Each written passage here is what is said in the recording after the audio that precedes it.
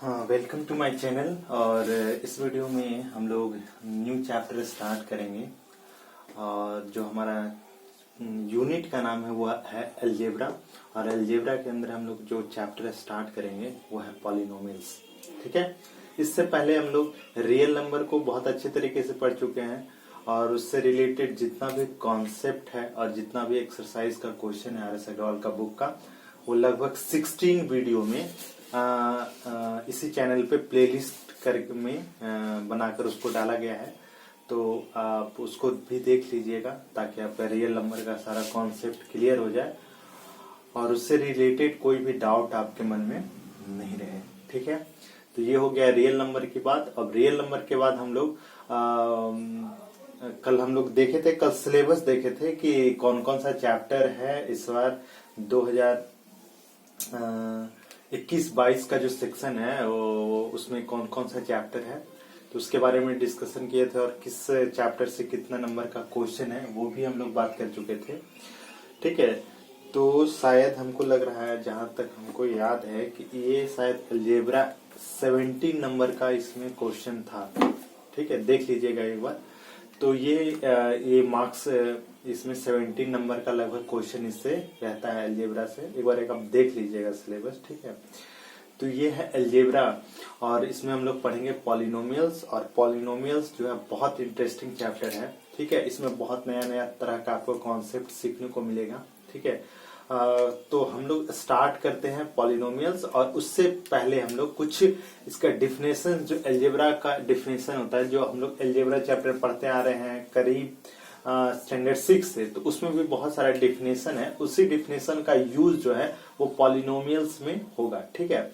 तो उससे रिलेटेड जो अलजेब्रा में हम लोग पहले पढ़ चुके हैं बेसिक, वो सब है, उसको भी डिस्कशन कर लेंगे ताकि हमारा जो बेसिक है पीछे का चैप्टर में मान लीजिए जो कुछ छूट गया है वो भी इस वीडियो में कंप्लीट हो जाए और फिर हम लोग पॉलिनोमियल्स जो इसका मेन कॉन्सेप्ट है उसके तरफ बढ़ेंगे। ठीक है।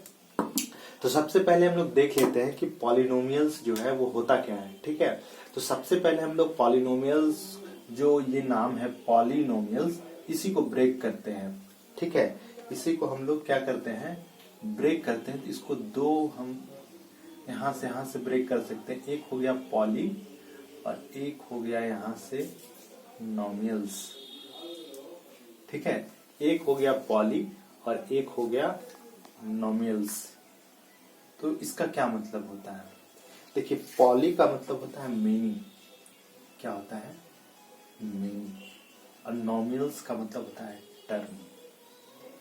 ठीक है। तो जैसा एज अ नेम सजेस्ट, जैसा कि नाम बता रहा है कि पॉलिनोमियल में हम लोग कुछ ऐसा एक्सप्रेशन का बात करेंगे जिसमें मेनी टर्म्स हो। ठीक है। तो उससे रिलेटेड कुछ कॉन्सेप्ट हम लोग पढ़ेंगे। टर्म्स क्या होता है, ये सब चीज हम लोग मतलब आगे आगे जैसे जैसे वीडियो बढ़ेगा आगे और कॉन्सेप्ट आएगा उसमें हम सब ये सब डिस्कशन करेंगे कि ये टर्म्स क्या होता है। ठीक है। अब आ जाते हैं कि पॉलिनोमियल्स कहते किसको है। पॉलिनोमियल्स जो है उसको कहते किसको है, ये तो हो गया उसका। ठीक है। ये वर्ड मीनिंग का हो गया कि ये पॉली का मतलब हो गया मेनी और नोमियल्स का मतलब टर्म, द मेनी टर्म। ये इसका वर्ड का मीनिंग जो हो गया ये हो गया। अब इसका अगर जो डिफिनेशन लिखना होगा तो पॉलिनोमियल्स को हम लोग कैसे डिफाइन करेंगे। ठीक है। अलग अलग बुक में अलग अलग तरीके से दिया हुआ होता है पॉलिनोमियल्स का डिफिनेशन और थोड़ा कॉम्प्लिकेटेड टाइप में दे देता है। ठीक है। ताकि बच्चा एकदम कंफ्यूज रहता है, पूरा चैप्टर उसको समझ में आ जाता है लेकिन यही समझ में नहीं आता है कि पॉलिनोमियल्स क्या होता है। ठीक है। तो सिंपल हम लोग ये कहेंगे कि पॉलिनोमियल्स क्या है। पॉलिनोमियल्स एक ऐसा अलजेब्रिक एक्सप्रेशन है। ठीक है। इसको लिख लेते हैं एक बार डिफिनेशन। ठीक है। एक बार डिफिनेशन इसका लिख देते हैं, उसके बाद हम वीडियो को और आगे बढ़ाएंगे। तो एक बार 1 मिनट के लिए। ठीक है। तो ये है डिफिनेशन पॉलिनोमियल्स का। इसको बढ़िया से एक्सप्लेन करते हैं और इसको समझते हैं। देखिए, वीडियो को रोक देने के लिए मेरा मतलब मकसद यही है कि वीडियो एकदम लंबा ना हो और उससे आपको कुछ फायदा ना हो। अभी डिफिनेशन लिखेंगे, वीडियो आप उतना देर देखेगा तो उससे क्या फायदा है, ठीक है। तो इसलिए वीडियो को रोक देते हैं। तो इस बात को समझिएगा, हम चाहते हैं कि मिनिमम टाइम में मैक्सिमम आउटपुट आपको मिले, ठीक है। अब हम लोग आते हैं पॉलिनोमियल्स का एक डिफिनेशन। तो पॉलिनोमियल्स का डिफिनेशन क्या कहता है, कह रहा है कि an algebraic expression in which the variable involve only non negative integral power, ठीक है। ये सारा डिफिनेशन का एक एक पॉइंट, एक एक वर्ड को जब तक आप नहीं समझिएगा तब तक आपको पॉलिनोमियल्स अच्छा से समझ में नहीं आएगा। तो सबसे पहले हम लोग समझते हैं कि एल्जेब्रिक एक्सप्रेशन, तो एल्जेब्रिक एक्सप्रेशन क्या होता है।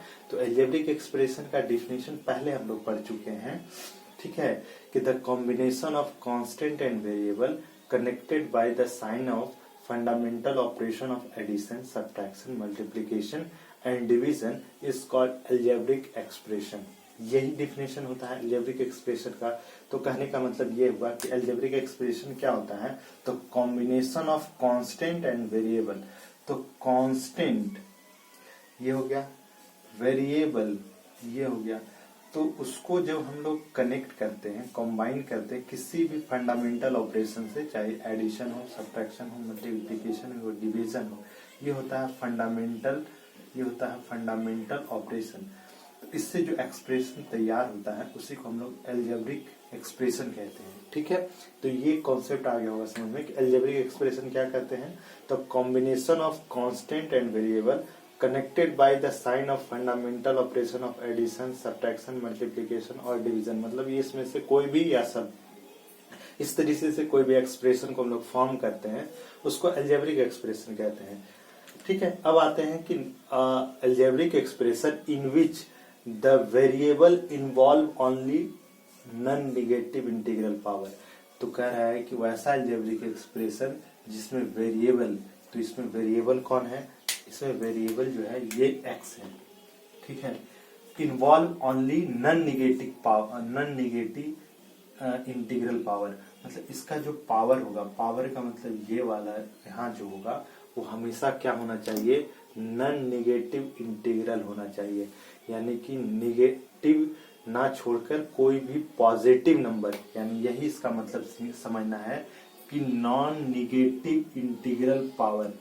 तो यानी यहाँ पे जो पावर के जगह पे जो नंबर होगा वो हमेशा नॉन नेगेटिव होना चाहिए। नॉन नेगेटिव मतलब पॉजिटिव, पॉजिटिव का मतलब क्या हो सकता है, 1 हो सकता है, 2 हो सकता है, 3 हो सकता है, 4 हो सकता है, यही सब होगा, इसके अलावा और कुछ भी नहीं हो सकता है।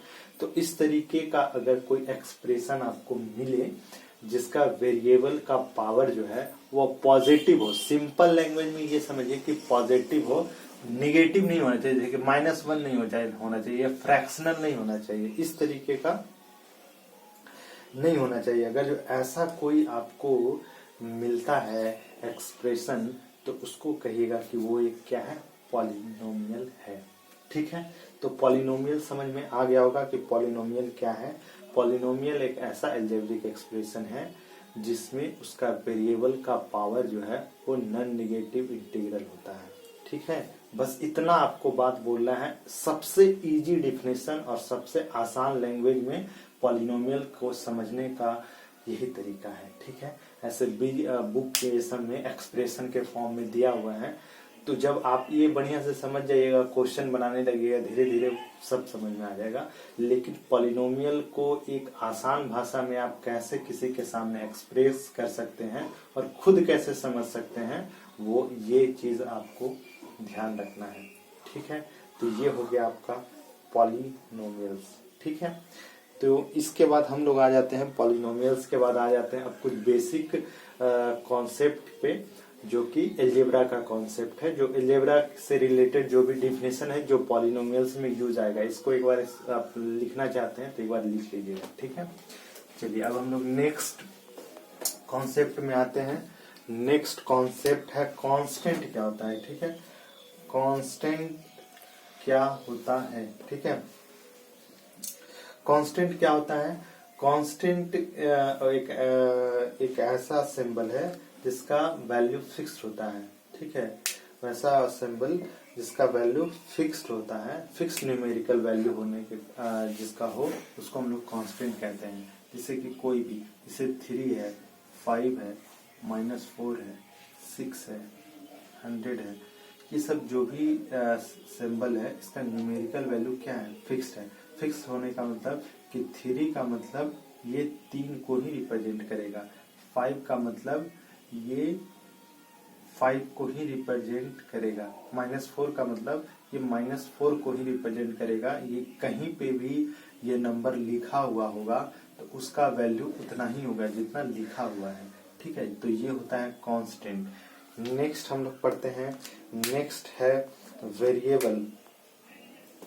क्या है, वेरिएबल्स, ठीक है। नेक्स्ट क्या है, वेरिएबल्स। वेरिएबल्स क्या होता है, a symbol which does not have a fix numerical value, वैसा सिंबल जिसका वैल्यू फिक्स नहीं हो। जैसे कि x है तो x का वैल्यू फिक्स नहीं है। कैसे, तो अगर जो हम लोग क्वेश्चन जब बनाते थे पहले तो मानते थे कि let the value be x या let the age be x, और हर बार x मानते थे और x का वैल्यू कभी 20 आ जाता था, कभी 30 आ जाता था, कभी 10 आ जाता था, कभी कुछ भी आ जाता था। तो इसका मतलब ये है कि x जो है उसका वैल्यू फिक्स नहीं है, उसका वैल्यू कुछ भी हो सकता है। तो हम लोग कह सकते हैं कि x जो है वो क्या है, वेरिएबल है।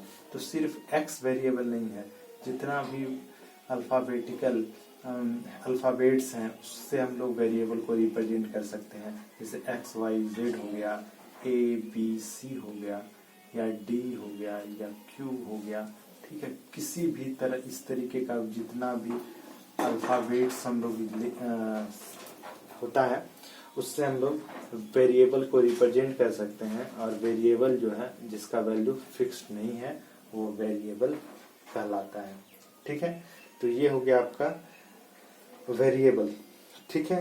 अच्छा, यहाँ पे एक बात और समझने वाले है, ये है कि अगर जो 3 कांस्टेंट है और x वेरिएबल है तो 3x क्या है, 3x कांस्टेंट है कि वेरिएबल है। अगर ये दोनों को मल्टीप्लाई करके हम जब 3x बनाते हैं तो 3x क्या है, तो कांस्टेंट है कि वेरिएबल है, तो ये बताइएगा कि क्या है। लेकिन हम ये बताते हैं कि ये जो है वो एक वेरिएबल है। कैसे, तो ऐसे कि देखिए 3 की जगह तो मान लीजिए आपको पता है कि 3 का वैल्यू 1 होगा, मतलब 3 का वैल्यू यहाँ 3 होगा। लेकिन x का वैल्यू अगर जो x इक्वल टू हम 1 मानते हैं तो यहाँ पे 3 का वैल्यू 3x का वैल्यू 3 होगा। और अगर यहाँ पे हम लोग x इक्वल टू 2 मान लेते हैं तो यहाँ पे इसका वैल्यू 6 हो जाएगा। और 3 का वैल्यू अगर जो यहाँ पे x इक्वल टू हम लोग 3 मानते हैं तो ये 3 3 या 9 हो जाएगा। और जब यहाँ पे x का वैल्यू हम लोग 4 मानेंगे तो ये 12 हो जाएगा। तो इसका मतलब ये हुआ कि जो x का वैल्यू है वो अगर डिफरेंट आता गया उसका वैल्यू हम अलग अलग लेते गए तो ये 3x का जो वैल्यू है वो भी अलग अलग आएगा। और अलग अलग आने का मतलब ये है कि इसका वैल्यू जो है वो वेरी कर रहा है, और वेरी कर रहा है इसका मतलब ये हुआ कि ये एक वेरिएबल है, ठीक है। तो हम लोग कह सकते हैं कि 3 जो है वो कांस्टेंट है, x जो है वो वेरिएबल है, लेकिन 3x जो है वो भी एक वेरिएबल है क्योंकि उसका भी वैल्यू फिक्स नहीं है, ठीक है। तो ये कॉन्सेप्ट समझ में आ गया होगा कि कांस्टेंट क्या होता है, वेरिएबल क्या होता है, ठीक है। नेक्स्ट आ जाते हैं हम लोग एल्जेब्रिक एक्सप्रेशन क्या होता है। तो एल्जेब्रिक एक्सप्रेशन के बारे में बात कर चुके हैं कि combination of constant and variable connected by the sign of fundamental operation of addition, subtraction and multiplication and division is called algebraic expression। कोई भी एक्सप्रेशन अगर जो प्लस माइनस मल्टीप्लाई या डिवाइड से उसके कांस्टेंट एंड वेरिएबल को connect किया जाता है तो वैसे एक्सप्रेशन को हम लोग एल्जेब्रिक एक्सप्रेशन कहते हैं, ठीक है। कोई भी क्वेश्चन हो, ठीक है, ये सब क्या है, ये सब क्या है, एल्जेब्रिक एक्सप्रेशन है। क्यों, क्योंकि यहाँ पे कांस्टेंट और वेरिएबल को प्लस से कनेक्ट किया गया है, ये एक्सप्रेशन एल्जेब्रिक एक्सप्रेशन होगा। यहाँ पे ये भी क्या किया गया है, कनेक्ट किया गया, प्लस और 2 को कनेक्ट किया गया, माइनस से हम मल्टीप्लाई किया गया, यहाँ पे डिवाइड किया गया है, ठीक है। तो इस तरीके का कोई भी एक्सप्रेशन आपको मिले तो वो आप कहिएगा कि वो क्या है वो एल्जेब्रिक एक्सप्रेशन है। ठीक है, तो ये हो गया अलजेब्रिक एक्सप्रेशन। नेक्स्ट आते हैं टर्म क्या होता है। ठीक है, हम क्या कर रहे हैं, हम ये कर रहे हैं कि आर एस अग्रवाल का जितना भी डिफिनेशन है, एक एक पॉइंट है, वो हर पॉइंट को समझा देने का कोशिश कर रहे हैं ताकि आपका कोई भी डिफिनेशन और कोई भी कॉन्सेप्ट छूटे नहीं। ठीक है, एक सिस्टमैटिक ढंग से सारा आपको पता भी है, फिर भी एक बार वीडियो को देख लीजिए, हो सकता है कुछ नया सीख जाए। ठीक है, तो ये हो गया अलजेब्रिक एक्सप्रेशन के बाद नेक्स्ट जो यहाँ पे डिफाइन किया है वो टर्म किया है। ठीक है, टर्म क्या होता है, आप जैसे कि हम डेफिनेशन बोल रहे हैं, तो अगर जो सारा डेफिनेशन बोर्ड पे लिखेंगे तो उसमें टाइम भी ज्यादा लगेगा। ठीक है, तो इसलिए हम कहते हैं कि जब भी आप यहाँ पे बता रहे होते हैं तो बुक को खोल लिया कीजिए।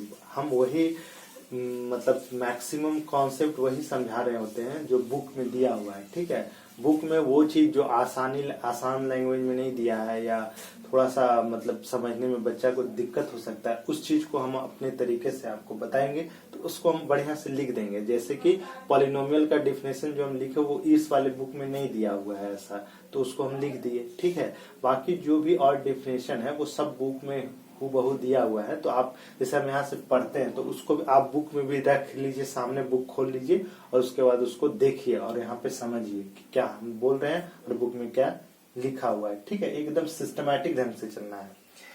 नेक्स्ट अब आ जाते हैं हम लोग टर्म पे। टर्म क्या होता है, तो कह रहा है कि the several part of algebraic expression is separated by plus और माइनस। ठीक है, तो उसी को हम लोग क्या कहेंगे, सेवरल पार्ट जो प्लस और माइनस से सेपरेट होगा उसी को हम लोग कहेंगे, क्या कहेंगे, उसको हम लोग कहेंगे टर्म। जैसे कि ये है 3x² प्लस 3x प्लस 5। अब इसमें कह रहा है कि टर्म कौन कहलाएगा, तो कह रहा है कि several part of algebraic expression separated by plus और माइनस। प्लस और माइनस, प्लस और माइनस से जो भी सेवरल पार्ट सेपरेट होगा उसी को हम लोग कह देंगे कि टर्म है। तो जैसे ये अलजेब्रिक एक्सप्रेशन हुआ, यहाँ प्लस लिखे, तो प्लस लिखने से के कारण क्या हुआ कि यहाँ पे दो पार्ट में डिवाइड हो गया। कौन कौन, तो एक ये वाला पार्ट इधर और एक ये वाला पार्ट, तो ये क्या हो जाएगा, ये हो जाएगा टर्म। इसी को क्या कहते हैं, टर्म, और इसी को क्या कहते हैं, टर्म। तो इसमें अगर जो पूछा जाएगा, कोई भी एक्सप्रेशन देख के आपको पूछा जाएगा, क्वेश्चन इसी तरीके का होगा कि इस एक्सप्रेशन में कितना टर्म है, तो इस एक्सप्रेशन में 2 टर्म है। ठीक है, तो इस एक्सप्रेशन में कितना टर्म है, 2 टर्म है। तो इस तरीके से और भी मान लीजिए कोई क्वेश्चन है जैसे कि 2x² प्लस 3x प्लस 2। ठीक है, ऐसे एक लिखा हुआ है एक्सप्रेशन, और इसमें आपसे पूछा जाए कि टर्म कितना है, तो देख लेंगे कि प्लस और माइनस, मान लीजिए यहाँ पे माइनस कर लेते हैं। ठीक है, ताकि समझ में आए। ठीक है, प्लस और माइनस, तो यहाँ पूछा जाएगा कितना टर्म है ये, तो यहाँ पे जैसे प्लस हम देखेंगे तो एक ये इधर हुआ और एक यहाँ, और फिर यहाँ पे जब माइनस आया तो एक ये और एक ये, तो यानी टोटल इसमें कितना टर्म आ गया, एक ये और एक ये, तो इसमें टोटल टर्म कितना है, टोटल टर्म है 3। ठीक है, तो इसमें टोटल टर्म कितना है, 3। तो इसके बेसिस पे जो भी क्वेश्चन आएगा वो इसी तरीके से आएगा कि बताइए इस अलजेब्रिक एक्सप्रेशन में कितना टर्म है, तो 1 टर्म है, 2 टर्म है, कितना टर्म है, तो ये इतना टर्म है, ये आपको बताना है। ठीक है, ठीक है, तो अब हम लोग आ जाते हैं नेक्स्ट में, अब आ जाते हैं पॉलिनोमियल्स में। अच्छा, ये देखिए जो हम डिफिनेशन आपको बताए थे पॉलिनोमियल्स का, वो दिया हुआ है बुक में। ठीक है, ये हम देखे नहीं थे, तो सेम डिफिनेशन यहाँ पे लिखा है, N algebraic expression in which the variable involve only non negative integral power. ठीक है, तो इसको हम लोग पॉलिनोमियल्स कहते हैं।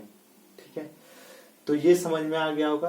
तो टर्म किसको कहते हैं ये समझ में आ गया होगा। अब पॉलिनोमियल्स किसको कहते हैं ये समझ में आ गया होगा, क्योंकि पॉलिनोमियल्स को हम लोग पहले भी डिफाइन कर चुके हैं और उसको हम लोग समझ चुके हैं।